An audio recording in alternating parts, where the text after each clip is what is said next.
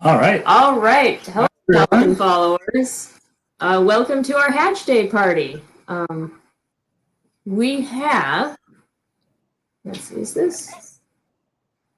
We've got myself, Sean Peterson. I'm a grad student. I think it's fine. Okay. Yeah. Grad student at the University of California, Berkeley. Yeah, and I'm in the Department of Environmental Science, Policy, and Management. All right. And I'm Lynn Schofield. I'm also an ornithologist, and I research conservation strategies and what works best for conserving bird species with the Institute for Bird Populations. And we'd like to introduce our special guest here, Mary Malik, who you are the ultimate falcon expert. You can introduce yourself. I don't know if I'm an expert. I've been doing peregrine and eagle nest monitoring for quite a few years now, and most of what I know about peregrines is learned by sitting and watching, like this, watching Annie and her eggs hatch. Nothing better than that. Yeah, and if you are just tuning in, we've had 2 chicks hatch. One hatched maybe about an hour ago or so, a little bit over an hour ago.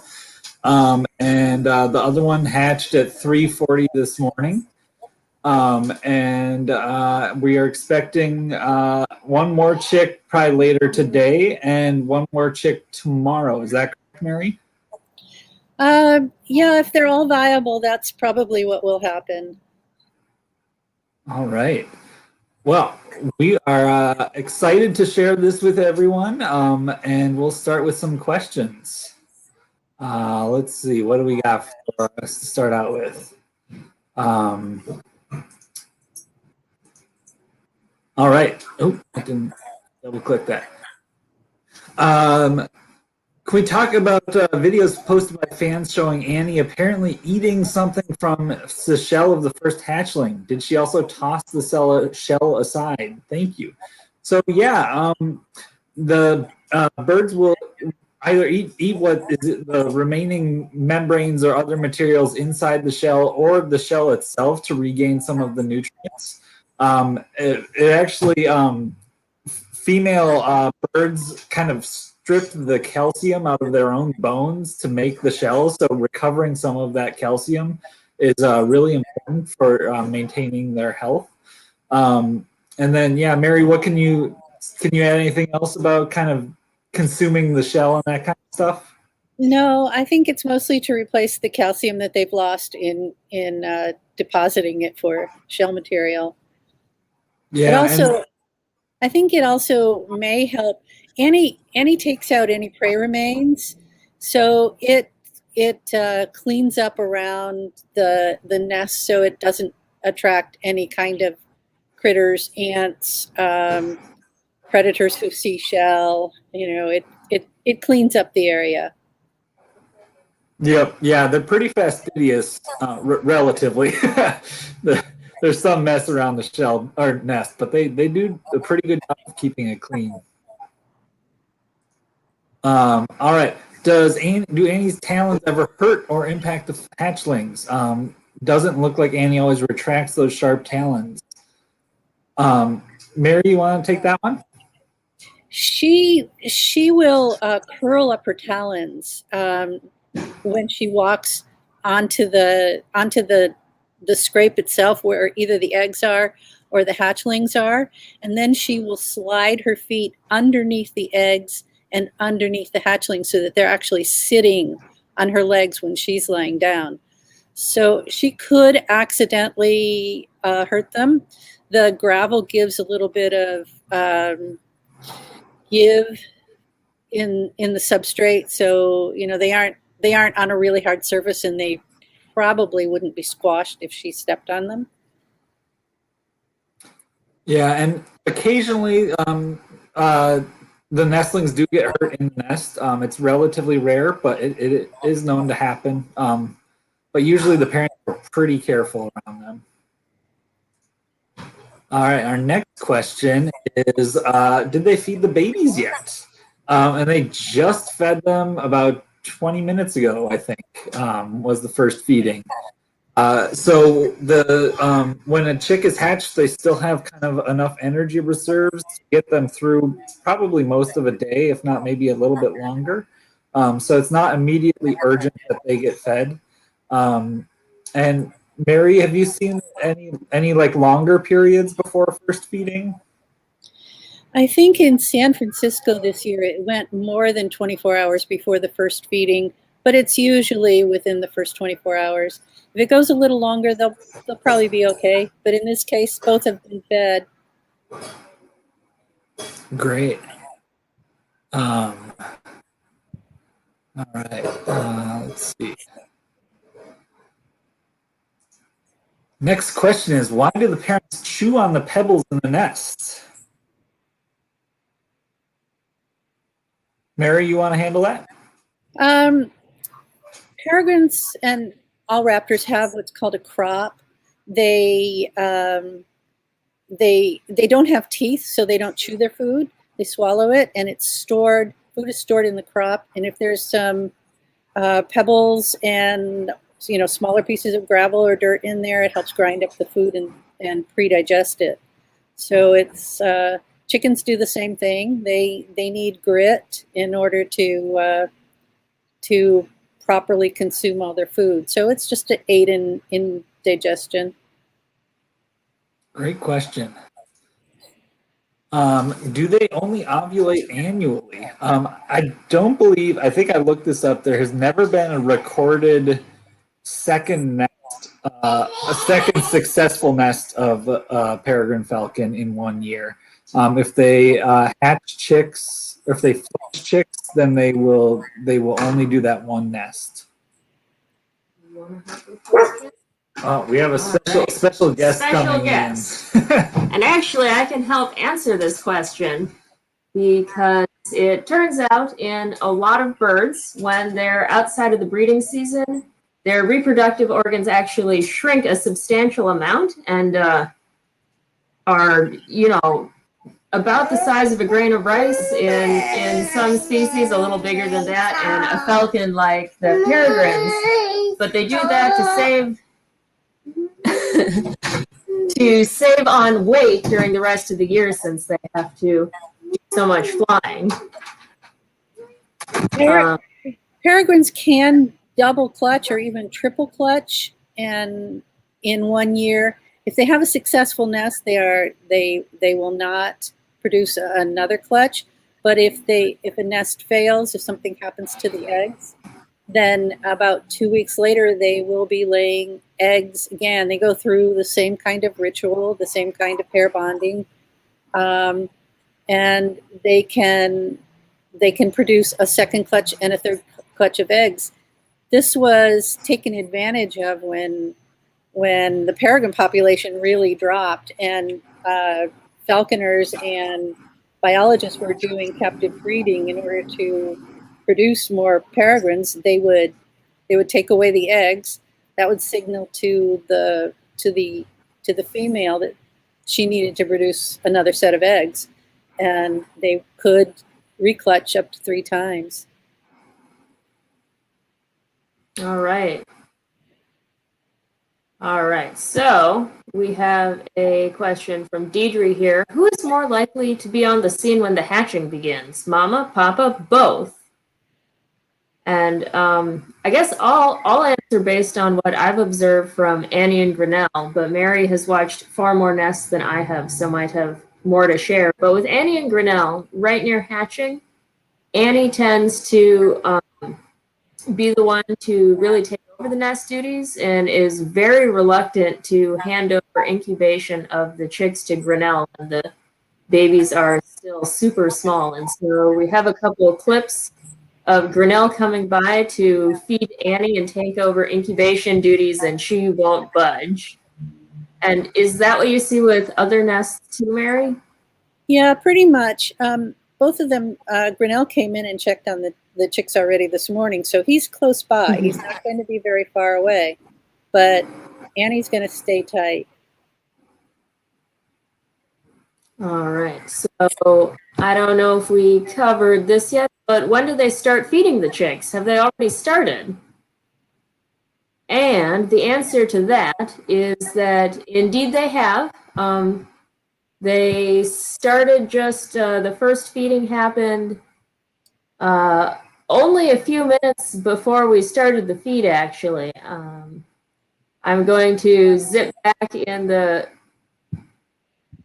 our YouTube stream for just a second, and you can see Annie's back to us, but carefully putting little pieces of meat into the chick's mouth there, carefully tearing that up. So that right there was their first meal that they've had in their short little lives. And let me get back to live, and let me get this full screen,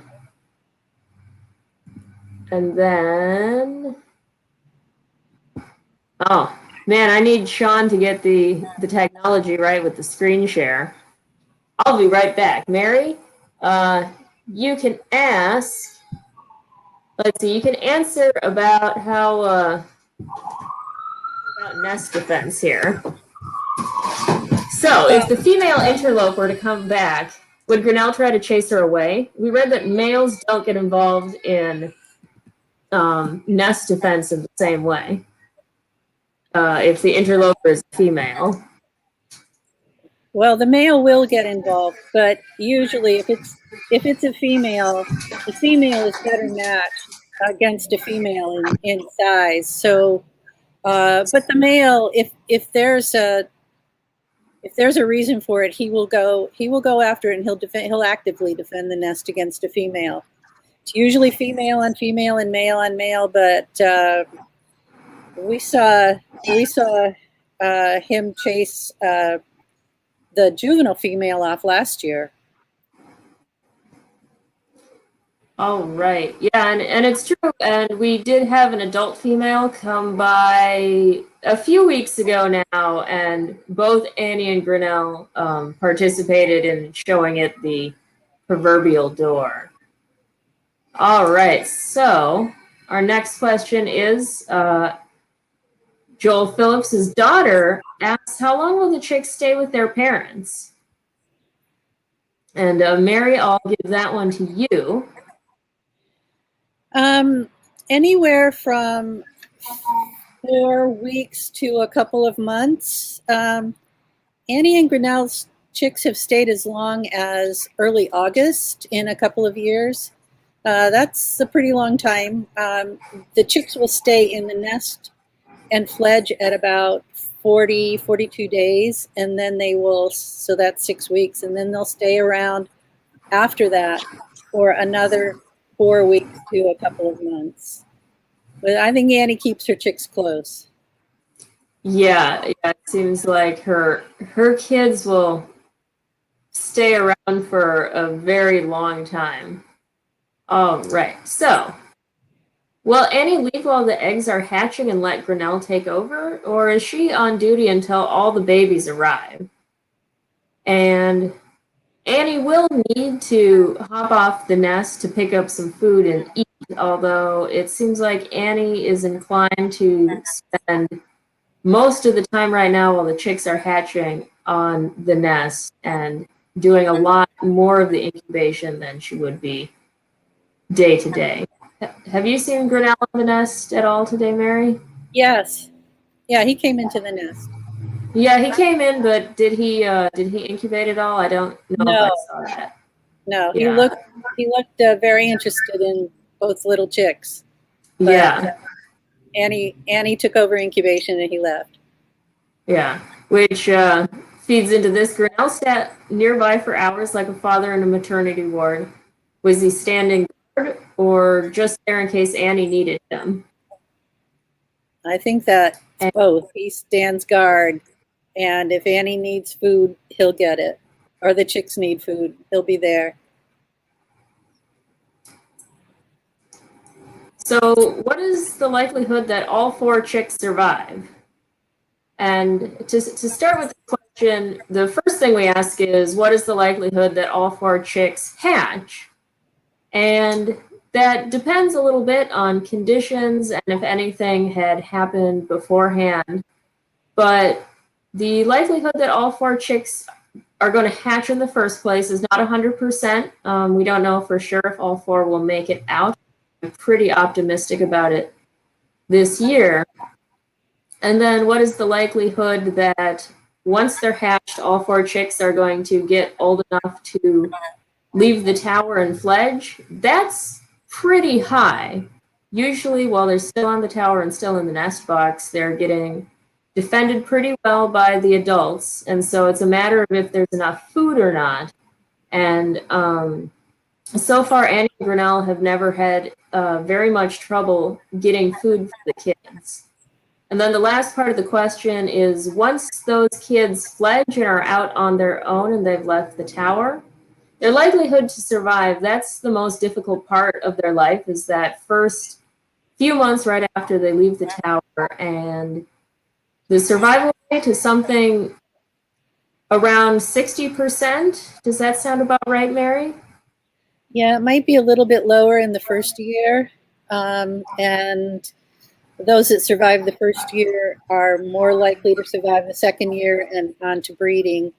But it's not a particularly successful thing to get from egg to breeding adult. 50, 60%, 70% maybe.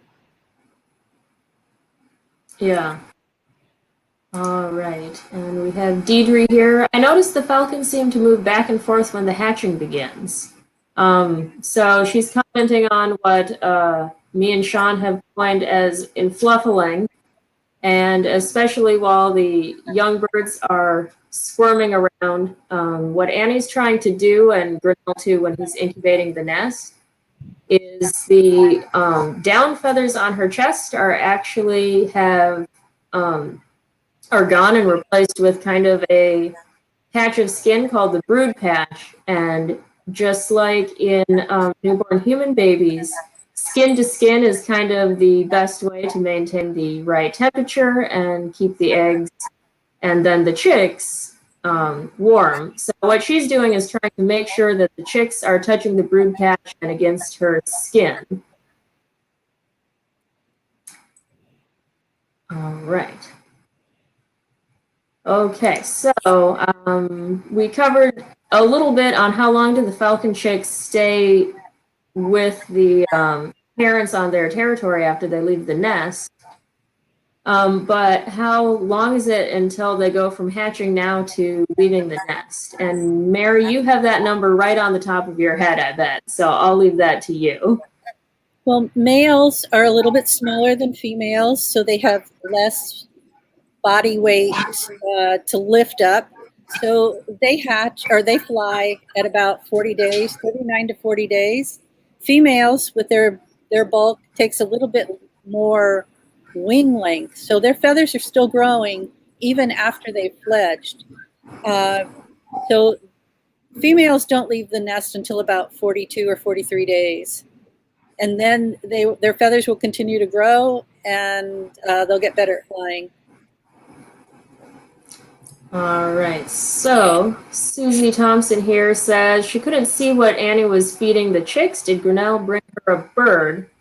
And Annie and Grinnell, and really most peregrine falcons, what they eat almost all of the time is other birds. Annie and Grinnell are eating a lot of pigeons and starlings. And I did see earlier today Grinnell come by with a pigeon. And so what I'm presuming is what she brought down to Annie to feed the young was some part of that pigeon. All right. All right, so the last, moving backwards, the last bit of that question is, so how long was she sitting on the eggs before they hatched? And how do we predict the exact day they hatch? And I'll hand that to you, Mary, again. The incubation period from the time of start of hard incubation, which is when the falcon sits on the eggs constantly, is 33 to 34 days. Now, she laid the first egg probably 39 or 40 days ago. And those first couple of eggs don't get incubated constantly. That's called partial incubation.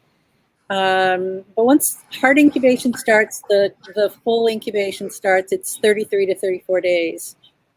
And then with peregrines, unlike with eagles, because they do that partial incubation and wait till most of the eggs are laid before they start to hard incubate, the eggs hatch all at about the same time, so the chicks are the same age.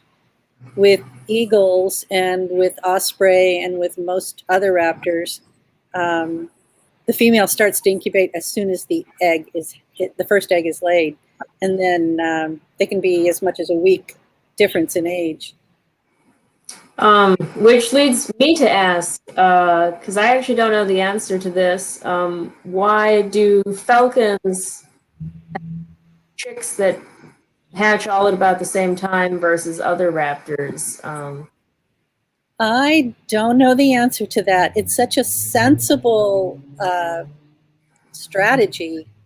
What happens with eagles is siblicide. When you have one large chick and one small chick, it's very easy for the older one to hurt the younger one, and that rarely happens. I don't think I've ever seen it in a peregrine nest where one is old enough or big enough or intent enough to hurt a younger chick. It prevents that from happening. The exception to that partial incubation rule is if peregrines are nesting in the Arctic, they can't leave an egg at all. So they will start incubating with the first egg. And then the chicks do hatch at a distance apart. I don't think it affects the overall hatch outcome for that reason, because of partial or full incubation. It's just a different strategy. All right. And then, so how many eggs do the peregrine falcons lay? And the answer is usually somewhere between 3 and 5 is about how many they will lay in the clutch. Of course, occasionally you might get only 1 or 2 eggs if something is going wrong.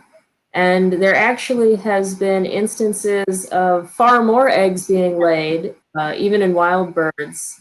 Just because I'm thinking of last year, there was sort of an interesting incident, a pair of peregrine falcons that nest in downtown San Francisco on the PG&E building. What happened is that the female laid a full set of eggs, but then her mate ended up leaving and a new male moved in. And so she ended up laying a set of eggs after that, and I think they got up to 7. Is that correct, Mary? I think it was 7. They didn't hatch. Yeah, they did. I think That's the thing. I think one of them ended up hatching. Maybe. Yeah, that one ended up hatching, but did not ultimately make it, and that's didn't make it. Yeah, so that's sort of an exceptional circumstance, and it was partially because the first set of eggs weren't able to make it because the original male was left or kicked off the territory or something happened. All right, so why does the mother do more than the father of sitting on the nest? I'll leave that one to you, Mary. I'm not sure, but I think the reason might be that she's just bigger and she can cover the eggs better. If you've seen Grinnell sit on the eggs, he really struggles to cover them. He can cover 4 eggs. It takes him a little bit longer to nudge them all underneath him. And the other reason is that he's doing all or most of the hunting. So Annie sits there and incubates, and he brings her food. And later on, like in this period of time, he will be bringing the chicks food while she keeps them warm. So they kind of Welcome back, Sean. Thank you for helping get our 2-year-old son back to sleep for his nap time. Nap time was intended to overlap with our Hatch Day Q&A, but you can only plan ahead so well. All right. So how old are Annie and Grinnell? We know exactly for Grinnell because he was banded as a juvenile bird, I believe in 2014. So he is 7 this year. And then Annie was in her full adult plumage when we first saw her in 2016. So at the end of 2016. So she's at least 7, but maybe older. All right. So, and just to clarify, Sean mentioned she was in her full adult plumage, and that's because young birds, when they grow in their first set of feathers, those are actually brown rather than that blue-gray like the Annie and Grinnell have. And so it's a bird in their second year of life that is going to have those gray feathers. So we know Annie was at least 2 when she showed up. All right, and here's a question we hear on and off. Does the clanging of the canopy bells cause discomfort or hurt the birds in any way? It does not. There's actually a lot of concrete between the bells and the birds, so it's really well insulated. And we've all been up there on top of the tower when the bells have gone off, and you really just don't hear a ton. They're kind of pointed down and away from the birds. Yeah. And we've actually got a couple of videos on our YouTube page of Annie napping through a couple of Caroline concerts. So it doesn't bother them at all. And one thing to keep in mind is that they chose this nest site specifically. So if the bells were going to be an issue or the tower lights or anything like that, they would have chosen a different location. All right. So, does Grinnell hide prey in order to build up a reserve? Yeah, Mary, you want to field that one? Yes, he does. There's prey remains on various ledges. There's a very wide ledge below the nest level, and he brings prey into that level. He brings it onto the balustrades just outside the nest, and sometimes you'll see whole birds sitting out there. Annie can actually go out if he's out hunting and she's hungry. She can just pick up something that he's left behind the last time. I think there was, I don't know where this happened, but there was an over-accomplished male who would stack up prey like cordwood and just line them up one after the other. And that was during the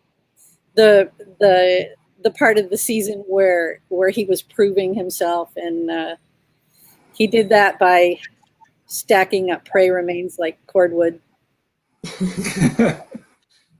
All right, and so here's kind of an interesting question. I'm always interested in questions about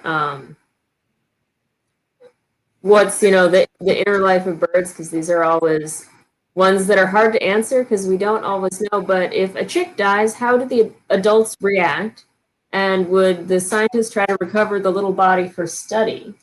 That's a really good question. It depends on how old the chick is when it dies. Young chicks would most likely be fed to other chicks. Yeah, which this seems very macabre, and I feel like it's always worth noting that there's a lot about the peregrine falcons we can relate to, because they spend time with their siblings, they're very good parents, but then there's a lot of stuff that nature is different. And so if one of the very young chicks does die, it, as far as the falcons are concerned, it's a waste to not do something with that, and it is a dead bird in their nest, and that's what they eat. So a young chick that doesn't make it will likely get eaten. And to answer the second part of the question, if it was an older chick and the body was still there when we went up for banding or when we went to clean up the nest afterwards, we would likely try to recover it and take it to the museum for study, yes. Yeah, which is to say that we're not going to go up into the tower. We don't have the ability to get up in the tower except during key moments, such as when we do the banding and we do the cleaning. So it kind of depends on if the body would be in good condition when we happen to be able to get up there. Is that correct, Mary? Yeah, I think all of that is true. All right.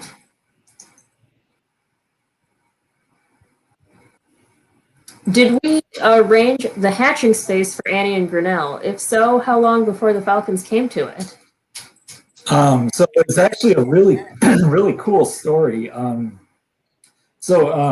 Lynn and Mary were really two of the first people to notice the Falcons at UC Berkeley.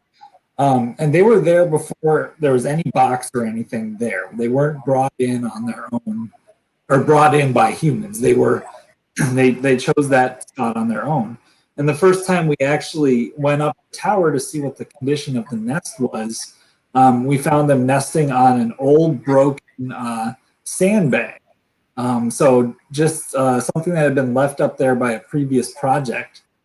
Just by happenstance. So it's kind of all chance that they had this sandbag that they chose to nest in. Unfortunately, the sandbag was not the best nest platform for them, and a couple of eggs had rolled off. So we installed the box to kind of help them out and make sure they had a more secure platform. And when we did that, we weren't 100% sure that she would accept the new nest box, but it was certainly... she certainly did, and she's been using it ever since. All right. Will the chicks be banded at any point? And the short answer to that is yes, and you and Mary can talk more about the banding process. Yeah, so Mary, what age do the chicks need to be banded?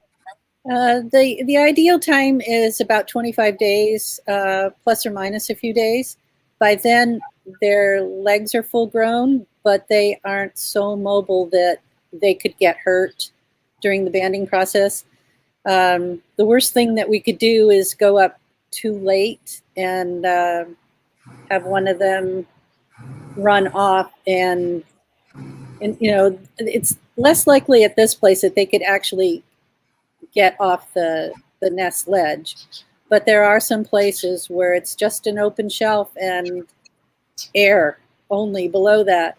So you would never enter a nest if the chicks are too old. You would be doing more harm than good. So we'll time it around 25 days. All right. Do peregrine falcons get eaten by other birds? You probably have a good idea on that. The answer is occasionally yes. Usually it is not the adults that would get eaten by other birds. An adult is a very fast and mobile creature and a very strong and powerful flyer. But there are situations where peregrine falcons might be vulnerable. And then, of course, young peregrine falcons are just very vulnerable during that first year of their life while they're trying to get used to the world and how to do things. So the species most likely to predate on a peregrine falcon would be great horned owls in our region of the world. And kind of an interesting anecdote about that is, so peregrine falcons, part of the reason we can, have these peregrine falcons in the wild now is because there was a reintroduction program that was conducted where a lot of peregrine falcons were released into the wild, except very early on in places like the Midwest, when the falcons were being reintroduced, they bring these younger birds out into the wild, and they go through a process where the birds get used to being out but still have resources. But it takes a while.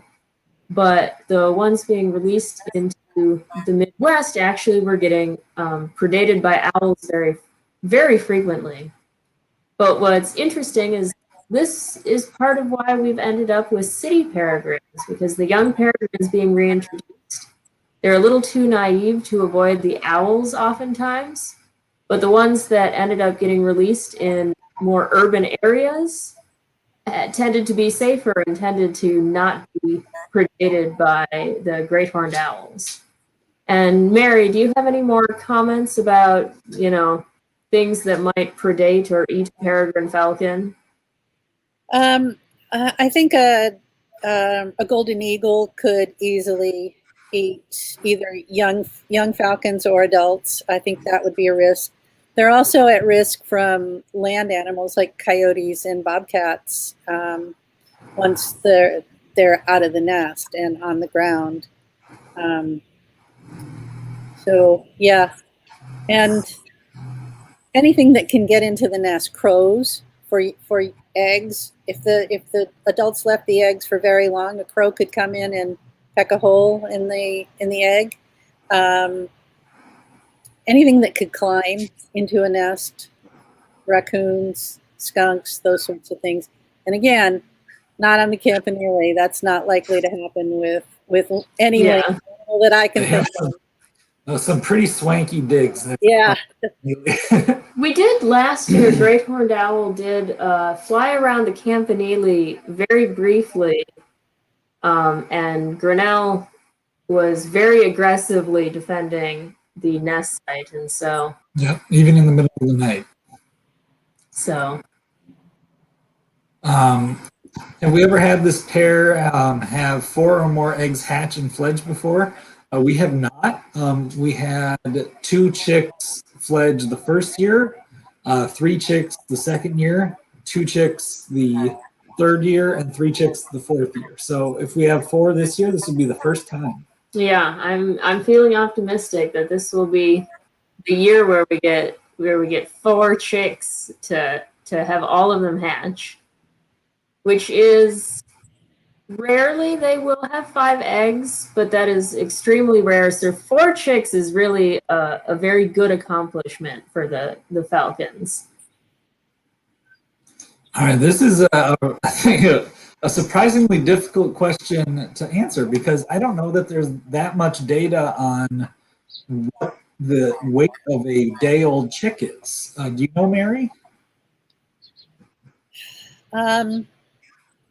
Yes, I know there is, and there is that data from Santa Cruz Predatory Bird Research Group, but I don't know what it is. It's probably a few thousand%, I think. Yeah, well, Yeah. Let's see. A young peregrine chick is, I don't know, ballpark something like wood thrush size, smaller than that. Okay, we'll ovenbird size. Ovenbird size. So that'd be like 15 grams. And then an adult peregrine falcon, that's like 800 grams. Does these sound like good ballparks, Mary? Yeah, that sounds right. So we may be looking at like a 500 to 600%. Yes. Or no, maybe 5,000%. A lot. Increases by a lot. We'll let someone in the comments with a little time to think help with that. All right, we have a question from Jenny here, and it is: do the falcons ever catch gulls? And I'm not sure if I've seen Annie and Grinnell with a gull, but broadly speaking, peregrine falcons have been known to catch pretty much every range of size of birds. They have been observed catching hummingbirds to Canada geese. And gulls are actually, for some falcons, a favorite food. I believe Annie and Grinnell's, one of their one of their chicks ended up moving to Alcatraz. I believe that one, Larry, I believe Larry frequently eats gulls, correct? Yeah. Gulls, I think pigeons and gulls are her number 1 and 2 prey. All right. This is a good question. Seems the chick went from newly hatched and naked to covered with feathers within a matter of hours. Actually, they do hatch with the feathers. They're just all wet from the egg, that it's all kind of matted down and in little kind of threads. So it's hard to see the feathers, but they're actually there when they hatch. And then they just kind of fluff up as they dry off.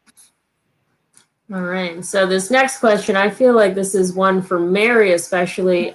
We understand the different sounds they make, and do they understand each other? And the answer is we do understand a lot of the different vocalizations they make, broadly speaking. Mary, you can speak to the kinds of things we do know what they're saying. Yeah, if you hear kek, kek, kek, kek, kek, kek, kek, they are agitated. There's something around that they're worried about. It's defense, and if it's you that's around, you better get away. And they do that when we go up to band. The soft, I think Sean got a little video with sound a couple of days ago with Annie just clucking very softly to her chicks. They do that. The things that you'll hear most often are each-ups and wails, and they're both conversational. Peregrines talk a lot to each other. There's another called the territorial each-up that is equivalent to the cacking that they do. It's get out of here and get out of here fast, and they'll do that if another bird is around that they don't want around. So yeah, there are a lot of different sounds, and yes, I'm sure they understand each other. Yeah, and I will say in our YouTube archives, we do have a lot of these vocalizations and figures documented, so you can go through and see examples of the each up and the cacking with a little bit of information about what they all mean. Yeah. How much longer until the rest of the eggs hatch? Our guess is that we'll have one more egg today, and then potentially one more egg tomorrow. If they're both viable. There's probably going to be a little bit of a delay in the 4th egg because it didn't quite get incubated as much as the other ones. Yeah, because, Mary was talking about the falcons will partially incubate the eggs until they are ready to them to start developing all the way, but oftentimes the full incubation starts a little bit before that 4th egg is laid. So the 4th egg will sometimes be a day later. All right, next question. Commented that the nest looks uncomfortable. How does this nest compare to the ones on Morrow Rock, which are some of the natural nests? So is this nest uncomfortable for falcons? And the answer is no. This isn't from the falcon perspective uncomfortable. What they want is something like a ledge in a just a small depression on a ledge or bare surface, because that's among other things, that's better for them than something like an actual built stick nest, because things like parasites aren't going to start living there. The open area is kind of, a ledge on a cliff is easy to defend, and so a ledge on a cliff is very desirable. And so, yeah, that's what falcons are adapted to use. So from the perspective of the falcon, it's not uncomfortable. And Mary, how does this nest site compare with natural sites that you've observed? I think it would be equivalent. There would be broken down rock, which is exactly what this is, gravel, that accumulates in a depression. There would be a few years of guano that's accumulated. It would be just about the same. The other thing that gravel does in both the natural setting and in a nest box is that it drains very well. So if it gets wet, all the water's going to run right through it, and it just won't stay wet. And it just gives, I mean, you see they make what's called a scrape, a little depression, and it gives underneath them very easily. All right, so what are Annie and Grinnell's roles going to be while the chicks are in the nest? Will one of them always be there? Great question. For most peregrine falcons, there's obviously a lot of variation. The male does the vast majority of the hunting during the breeding season, around 80% on average. So Grinnell will probably be out doing most of the hunting. Annie might come out and hunt every once in a while. Annie will mostly be at the nest site, being very protective especially the first couple of weeks. She'll probably be sitting on them for about 10 more days. And then we'll be largely feeding them. I think we've only seen Grinnell feed chicks a few times and never when they get older. Annie does all the feeding when they're older. Well, and then when they get particularly old and are close to full size, feeding changes more to dropping nearby so they can get it themselves. Yeah.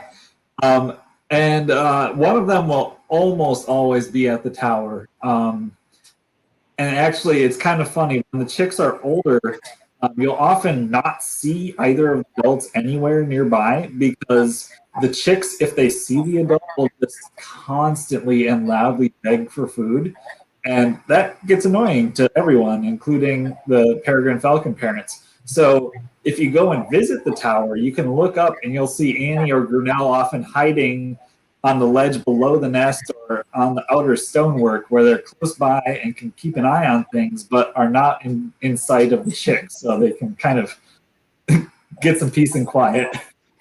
I can relate to that. I can relate to that. Yeah. All right. So here's actually something that for a long time I had wondered in my past. When do they drink water? How do they drink water?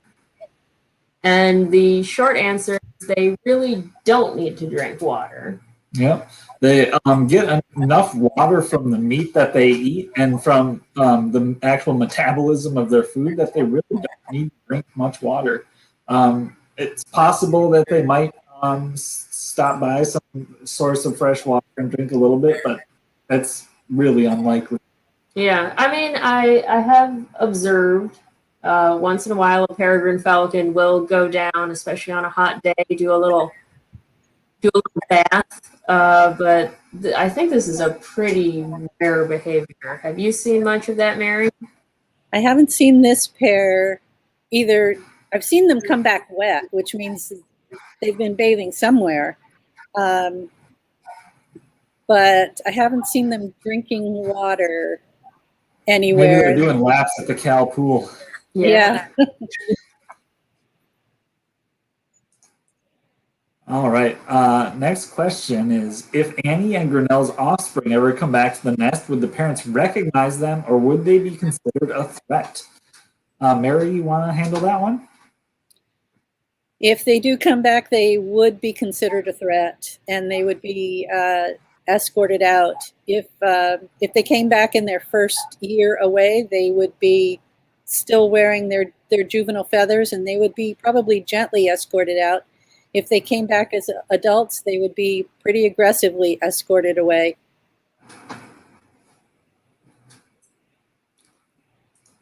All right, so this is a bit of a ethical question. Yeah, so this is a question. Will we rescue the chicks if they are in danger? And there's a bit of a yes or no to that. And the yes and no is we do not interfere with just whatever the natural process is. For example, if one of these chicks right now didn't develop right, we're not going to go up and try to take that chick and save it, because that's just how things happen. But we will intervene if the cause of the injury or the potential injury is created by people, that it is not sort of part of the natural process. And prime among this is when the young are getting ready to fledge. We do have a fledge watch where we keep an eye out for the young birds as they're learning to fly. And if they end up hitting the ground, that does expose them to a lot of human-created dangers if they're on the ground and can't get back up, because there are dogs and there are cars and there are people. So we will intervene in that case, and what we'll do is check out their health and then bring them back up to the top of the tower so they can take another try at that fledging. And does that sound about right, Mary? Yep, that's pretty much the standard. Human caused, we would intervene. Natural caused, we'd leave them alone. Yeah, despite our love for these birds, they are wild animals and not pets. So, we get a privilege of peeking in on their lives. But we really try to be observers and not interfere at all. All right, this is a kind of a really interesting question. When can you identify the sex of chicks? And so the answer is we can start to identify the sex of the chicks about the time we are banding them. Pretty much the only way you can tell a male from a female peregrine falcon is just the size.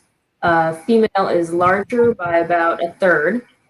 And so when we're banding those chicks, as Mary mentioned, that's when their legs are full size. And that's one of the characteristics that you use to tell how big that bird's going to be ultimately. And then there's a couple other measurements that are helpful and go into figuring out if that is indeed the sex. Although these measurements give us a pretty good sense of if we have a male or female bird. It is not a perfect metric of whether or not it is a male or female. And Mary, do you have kind of better knowledge of how good our measurements are and our calls on if it's a male or a female bird? Well, I've had a banded bird at a site that was called a female, but clearly he was a male. He was the nesting male at that site, and he was on the big side, and he was wearing a female size band, and he was recorded as a female. So both things are right. The important thing is that his leg band fit him, and that he was doing what he was supposed to do as an adult. And we last year, I believe it was Sequoia, was a bit of an in-betweener size leg. He's a male bird. He almost had a big enough leg to be able to get a female band. So Zika, our bander, kind of did extra measurements and kind of discussed whether it was a male or female. Turns out he was a male. He ended up being almost the exact same size as Redwood, but there can be some variation there. All right. So, years has Annie had chicks? How many more years will she be able to lay eggs? Will Annie and Grinnell be together forever, or do they change mates? So this is, I'll answer the first part. This is the fifth clutch that Annie and Grinnell have had. I don't know if I've ever heard of peregrine falcons really moving on from the nest site very much if they succeed at it. So this is probably the only nest site Annie has ever laid at. I guess there's a small chance she might have tried elsewhere before and failed, but that's not super likely. This is probably... Yeah, if a falcon finds a nest site that works for them and it keeps working for them, they'll usually stick around. And then how many more years will Annie be able to lay eggs? And how long is it that they'll potentially be breeding successfully, Mary? Well into their teens, 15, 16. I mean, it's hard for them to survive that long, but they can produce eggs as long as they are alive. I think, like most females, females are born with a set number of eggs. They don't produce eggs as they age. They're born with them. And so a very, very old chick, like a very old hen, would eventually run out of eggs at some age. Yeah, and then, so will Annie and Grinnell be together forever, or will they change mates? And what is typical, kind of, as I said, that if a falcon finds a territory that works, they will stay at that territory. And it is more important to the falcon that they stay on their home territory where they know that they can nest safely and find food than to necessarily remain with the same mate. So if a new individual comes along that is able to chase one or the other away and take over the territory, the remaining individual will mate with that bird instead. And this, I feel like actually this year there's been a lot of turnover in pairs in the Bay Area, and or at least competition for sites in the Bay Area. So that leads us to kind of suspect that we're getting close to peregrine falcon territory saturation here, and so any kind of new territories that might pop up have already been taken, and so there might be a lot more competition for territories in the future. So we'll see. What's likely to happen for this nest is that Annie or Grinnell will at some point be replaced by a different bird. And we just don't really know how long that will take. All right. So do they have any awareness of the camera? Yeah, we talked about this a lot because we weren't sure, but they certainly seem to be looking at the camera relatively frequently, especially Grinnell. And last time we went up to the tower to clean it, I moved one of the cameras around while standing right next to it. And you can't see it through the dome, at least with human eyes. Maybe you can with bird eyes. But you definitely can hear a slight whirring sound. So we believe that they're hearing a slight whirring sound when the camera moves. Yeah. Let's see. So here's a question that we really don't know the answer to. Where have the previous year's chicks gone? Do they live in the area? And so what we have found, from a lot of other peregrine falcons in the Bay Area, since all across the Bay Area, young peregrine falcons are being banded, is that banded peregrine falcons, when they do show up again, are often showing up again in the Bay Area. But what's difficult to know is, are we finding banded chicks from the Bay Area returning to the Bay Area more frequently, or is it just that it's more likely that if people are going to see a peregrine falcon, it will be just those peregrine falcons that remained in the Bay Area because there's so many other places the peregrine falcons may have gone to that people would never find them. So we don't know if the peregrine falcons we're not seeing, if they are gone or didn't make it, or if some of those birds are up in the Sierra Nevada or else. But Mary, do you have a sense of how often peregrine falcons are remaining in the Bay Area? I think the return rate on bands for Predatory Bird Research Group is 18%. So 18% of the birds that they've banded have been resighted at some point. That's a very high percentage. There have been some studies on the East Coast of where the birds are more concentrated that look at how far they go from their natal site. And so they have that kind of data for East Coast birds. I would guess it's similar to West Coast birds. Males and females go an average distance that is different. And so I think it's about the same. Some stay and some stay close, some move farther away. Yeah, I think it's a study that needs some more time Yeah. that before we Needs some answer. additional technology developments. Yeah. Is kind of one of the big things that we need. Yeah. The So only chick we know for sure where it's gone is Larry from 2 years ago. 2 years ago? 2018. And she nested on Alcatraz last year, and we think she's on Alcatraz this year, but we don't know for sure. Yeah. So I'm just going to answer this question briefly. Is there a good resource for reading about peregrine intelligence in communication? And now I don't know about raptors and peregrine falcons in specific, but I would really like to take this opportunity to recommend the book The Mind of the Raven by Baron Heinrich, which is, he's a naturalist and ecologist and has spent a lot of time observing ravens, specifically in Vermont, and trying to understand their what their inner life might look like. So I just want to recommend that book because it's one of my favorites. And I don't know, Mary, do you have any other? No, that's a really good book. Yeah.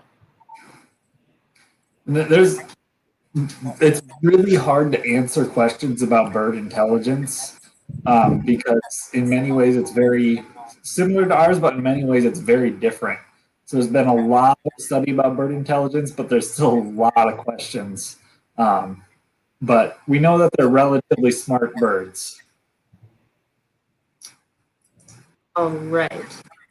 So what threatens peregrine falcons' lifespan? Because, Mary was mentioning that, they can keep breeding up until 15 years of age, but usually don't make it that long. So what's affecting their lifespan? And then are pesticides still a major threat?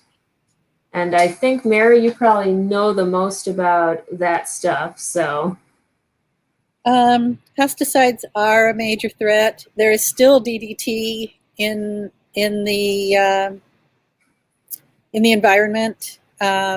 Right now, there's a study going on in Southern California in the Channel Islands looking at how much DDT there is there.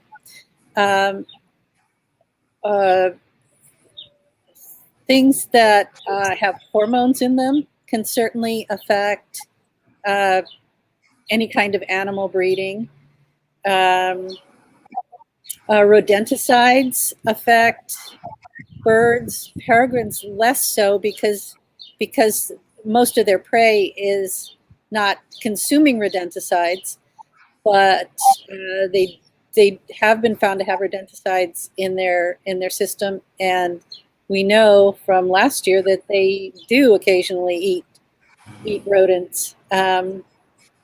So yes, pesticides, and I think right now particularly hormones, and who knows what the next pesticide threat will be. There'll be something.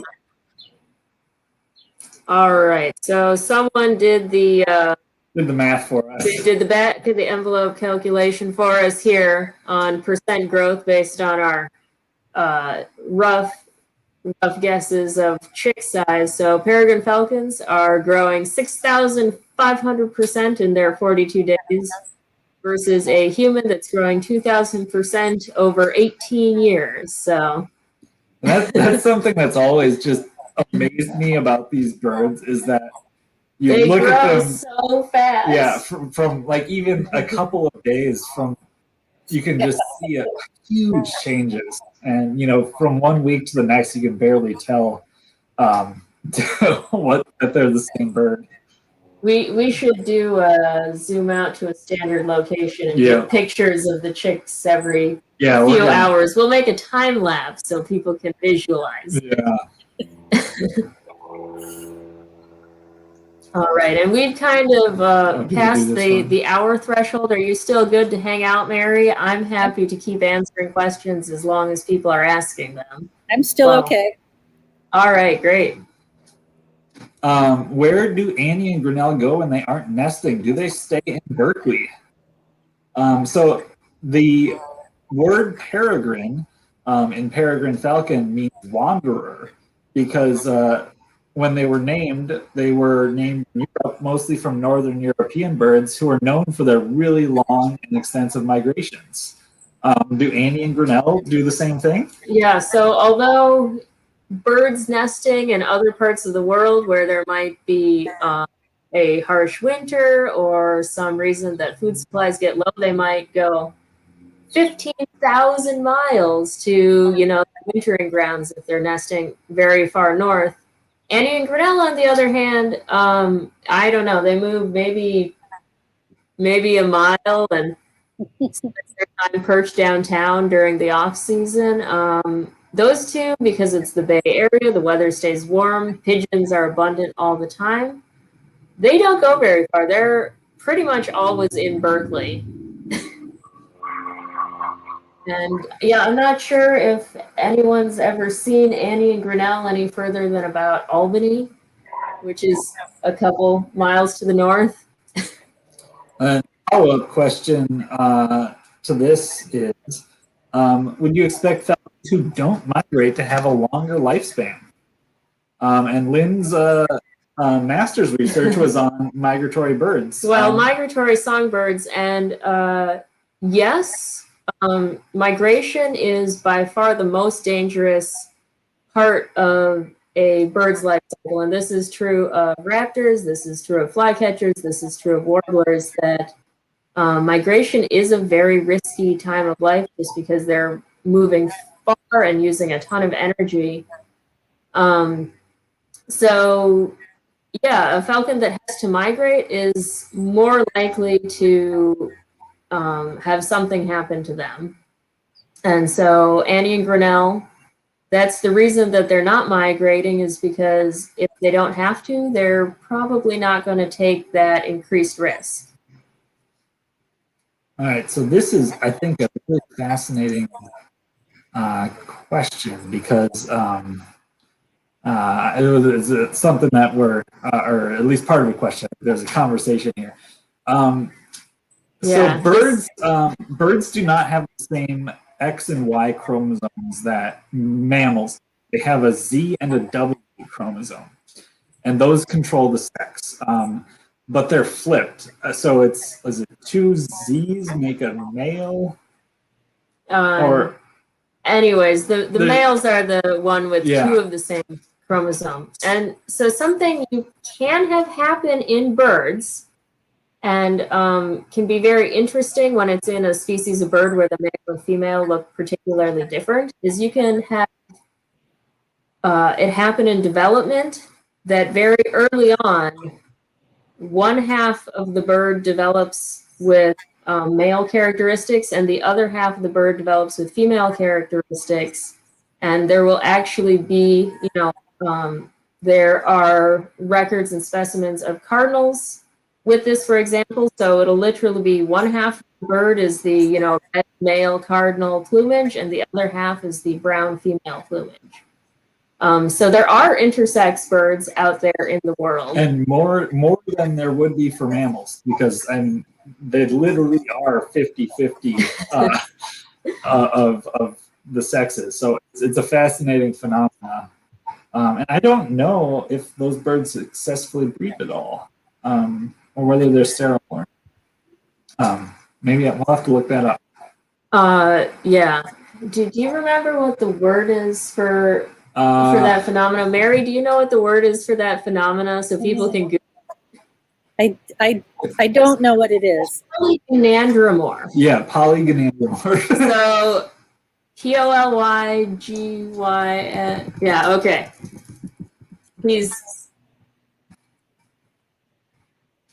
All right, it's being typed into the bottom of the chat there. So you can look that up. It's fascinating. Yeah. And then big question for fans of the Falcons have we already decided the names of the chicks yet? Yeah, and so we're not the ones who do the deciding of the names of the chicks. It's not a perfectly democratic process, of course, because that's a little difficult to do on the internet for a funsy social media thing, but we do first open it up right after we ban the chicks and have a pretty good guess of their sex. we open it up on social media for people to suggest name ideas, and people can heart or like the ones that they like the most. And we will take the top suggestions from social media and then put it to a vote that everyone can vote for which of those top suggestions they like best. So yeah, the chicks, they're going to be banded in about 25 days or so, and stay tuned. Think of Falcon names that you'd like to suggest, and maybe they'll get onto our little ballot. Yeah. And then follow up on the name is, how did Grinnell get his name? So Grinnell is named after Joseph Grinnell, who was the first director of the Museum of Vertebrate Zoology at Cal. So he's a really interesting scientist, very forward-thinking. That he collected has been really integral in understanding how climate change and human development has impacted all of the animals of California. He took just meticulous notes and data on what the animal life was like in the early 20th century. And we've been able to use that to reference or to compare with modern samples, and have really been able to get an incredible picture of how the world has changed. And the name was selected. It was the people who donated to fund the first webcam were able to suggest names, and then that was one of the top suggestions that we had. Yeah, and then we'll just do a quick. Annie then is named after Annie Alexander, who she was also one of the founders of the Museum of Vertebrate Zoology and the Paleontology Museum at Berkeley. So two very forward-thinking people from Berkeley that have done a lot to forward ecology. Let's see. Looks like some people are asking if chick number 3 is hatching right now. It looked like potentially she was doing a lot of moving, but I can't tell for sure. She hasn't exposed it entirely. She's pretty good at sitting pretty tight when the chicks are hatching. Yeah. All right. Let's see. Okay. So ooh, Emily Raguso from Berkeley side. I'm a huge fan of your work, I just want to say. But for those who just tuned in, how many of the chicks are out? We have 2 out so far, and yeah, we're discussing whether number 3 has made it out yet during this conversation. And yeah, hopefully we'll find out soon. All right. I think we're almost out of questions, so maybe we'll do one more if we can find another one. Yeah, let's see. We talked about migration a little bit. We talked about wedding nest. Yeah, so we touched on this a little bit, but we didn't go into do falcons migrate? How far do they travel? Are telemetry units used for research? And so I'll cover this a little bit because it's something I've done work with. And so, do falcons migrate? And the answer is yes, pretty much so. It depends on the individual, how far they're going to travel. Any birds that are nesting in the very high Arctic are probably going to travel many thousands of miles to find an appropriate wintering ground. The recorded migratory distance between summer ground and winter ground, I think, is 15,000 miles, if I'm recalling correctly. Yeah, I think that's about right. And they can actually, in a single day, fly more than 1,000 miles. So they can travel incredible distances, but the further south or the more mild the climate is, the peregrine falcons are likely to travel less, or as Grinnell and Annie show, potentially not at all. And then are telemetry units used for research? And the answer for that is very much yes. There's several amazing research projects out there that have been using, among other things, satellite telemetry to get an idea of the movements of birds between winter and summer and to see what routes they use, and they often use very consistent routes, each individual, and that's how we have the information about how far they're traveling, where, you know, a bird living further north is going to end up further south and stuff like that. And I will say, from a conservation ecological perspective, this is some of the most important research happening right now. For a long time in ornithology, there's been this thought that the only thing that really matters is the breeding season, and you create your chicks, and then that's it. That's all that really matters. And now we really have come to understand how important the wintering grounds are for conservation of species. And we've been really working hard as ornithologists to set up partnerships with all these other countries and scientists and conservationists in other countries to really understand how the entire life cycle and annual cycle of birds is important to them and how much it matters. So I can't really stress how important this kind of line of research has been for understanding birds. Yeah, especially for species that move long distance, but really overall conservation needs to be a big picture game, because ecology, that's relationships across the entire world. There are individual animals that are moving, you know, across continents. So conservation needs to be something that's, you know, happening in the large scale. And here's a fun fact to bring to your next party or socially distanced party. Has Annie been sleeping off and on? Yes. She's probably been sleeping much of the day, but birds, most birds that we know of that we've tested, and peregrine falcons for sure, can sleep with half their brain at a time. So even when she's apparently awake, she'll often be sleeping with the other half of her brain.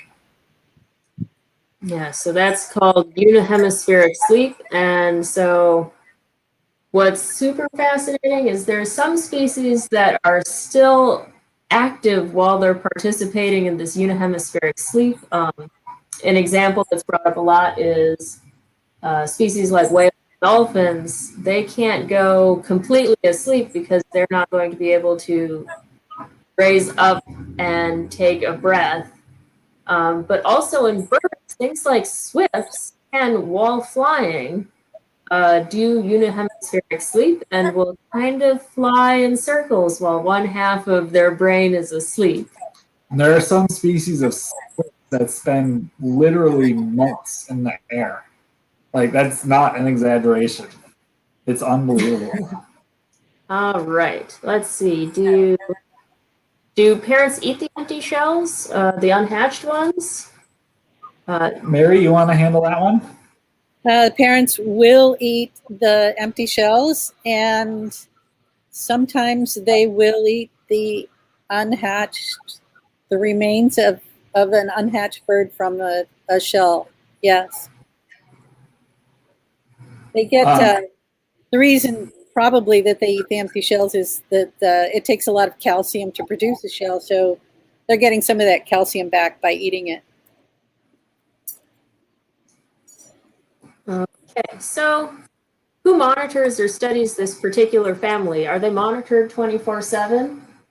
And so the answer is, in one sense, yes, they are monitored 24/7 because we have the webcams on them all the time, and pretty much there's always some viewers watching these guys.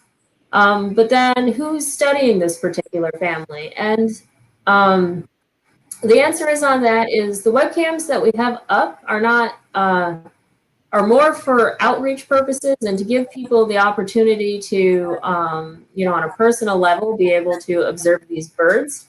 Although we are partnered with the Santa Cruz Predatory Bird Research Group, they're the ones that are helping us do things like ban the birds.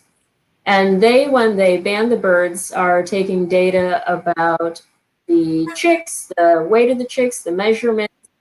People are observing where the chicks go.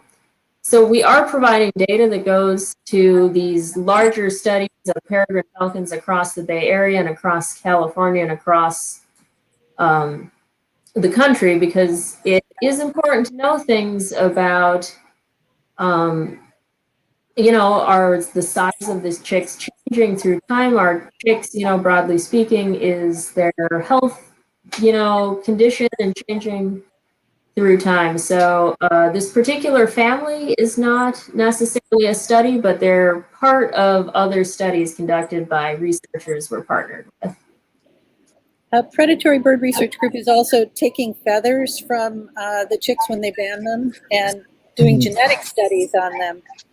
So population genetic studies on all the birds in the area that they banned, and also sampling for mercury. So there's that kind of study going on too. Yeah, is there any sampling for rodenticides as well with the peregrine falcons? I'm not really sure. I not that I know of. I think you have to either have the blood from them or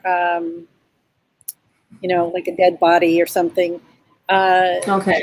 Yeah, whereas the genetics and the mercury you can get just from feathers. You just need a couple of breast feathers to study that. Cool. So here's kind of a little bit of a follow-up question from earlier. But do the lights bother them, the lights on top of the tower? And it actually doesn't really have to do with the unihemispheric sleep. It has more to do with the fact that if we kind of, they don't get bothered by the lights. And part of that is peregrines are found on every continent in the world except for Antarctica, and then all the way up into the high Arctic. So they are nesting in areas that have close to, if not 24 hours of daylight naturally. So it's just something that apparently does not bother them at all, having that light level. Yeah. All right. So how often do the researchers get up to the nest? We go up to band them, and will this be telecast? And so the answer is we pretty much only go up to the nest twice a year. One of those times is indeed to band them. And then the other time is to go up for maintenance reasons, to clean things up, to keep the drains still working and all of that. But can that be telecast? And the answer is yes, we will be, the cameras will still be on while banding happens, and we'll do another Q&A like the one we're doing right now, so we can answer questions while the banding happens and talk about, you know, what different things are going on during the banding, because it is something that's kind of, you know, very different, not something that people often get to see. And so we like to be sure that people get a chance to understand what's going on with that. I think we're running. Oops. Let's see. Oh, is Annie feeding them now? This might be a little. Oh, the camera is delayed. Oh, we're delayed. How far off of real time are we? Oh, that's my fault. I got us off of live, and we almost there we go. a feeding time. Oh, there's feeding time. So there's the two chicks. Let's see, do we see? I don't see any pips on the other two eggs, but there's so much. They're being covered pretty effectively. Yeah, it's often hard to tell when the pips are there until they're pretty close to hatching. She's looking at us. So here's a question on the camera. How do we make sure that the camera does not run out of power? It is wired into the electricity at the tower, and actually, like we can't, like we really need to mention how supportive the university has been with this whole process. They actually installed a permanent network cable all the way from where the bells are in the tower all the way up to the Falcon level. And you know, there's no reason for there to be internet up on top of the tower. So that's something that the university did to support this effort. So there's enough infrastructure up there that we have the cameras hardwired into the building, which is really nice. But yeah, I am so thankful for how much support the university has given us for this. All right, and then we can, I don't know, end on that. Do we have any more questions left? Let's see. I think we've hit most of our questions, so we can. And we got Grinnell's Grinnell home. showed up to help feed the chicks. Grinnell was feeding the chicks. Now Yeah, Annie that was Grinnell. Yeah. All right. Well, that might be the only time that you get to see Grinnell feed the chicks, based on previous years. yeah. Yeah. So last thing is we've got. So this is last year's T-shirt. This is last year's T-shirt. Which we might sell again at some point. But this year's T-shirt is for sale. Check our website, calfalcons.berkeley.edu. All of the proceeds go to supporting our outreach, education, and of course all the infrastructure for the camera. Yeah. We are hoping that this year's funding is going to go towards contributing binoculars to the Berkeley Public Library so they can check those out. So, you know, members of the public can go out and perhaps watch Annie and Grinnell or birds or butterflies around town. But yeah, I think we're kind of running out of time. We have, I guess, one more quick question of a couple of people asked this about. But what bird are they eating right now? And it looked like kind of a hunk of red meat, so I don't know if I could identify it. Sometimes they bring pretty bloody chunks back that you really can't tell. Yeah, while the chicks are at this age, the parents are really tearing up the meat into very small pieces, so it's a little hard to tell sometimes what they have. Let's see, in a quick. I assume peregrines have crops like other raptors, and that is true. And oftentimes after the chicks get fed, you will see just, because they don't have the outer feathers, you can see the crop really, really quite full. Yeah. And then I guess we should probably cover the logistics of this. I am not 100% sure what the UC campus status is now that Alameda County is in the orange tier. I believe it is closed to the public, but I would recommend anyone thinking of visiting to check the Berkeley website beforehand before going out there. Yeah, and just make sure you're safe. But with that, I think we're gonna sign off and thank everyone for coming. This has been really fun and really fun to celebrate Hatch Day with you all. Yeah, Mary Lynn, you have any last words you want to say? No, I'm so glad we're ending on a feeding though. And that Grinnell was there too. That's kind of the tops it all. Yeah, this was delightful, and yeah, so we'll see everybody again perhaps at our banding day Q&A when we get to see the chicks when they're a little bigger and we get a chance to get those bands on, get measurements, and collect some data. Awesome. Well, thanks everyone, and yeah, we'll see you in a few weeks. Bye. Bye. I can't believe I got us knocked off of the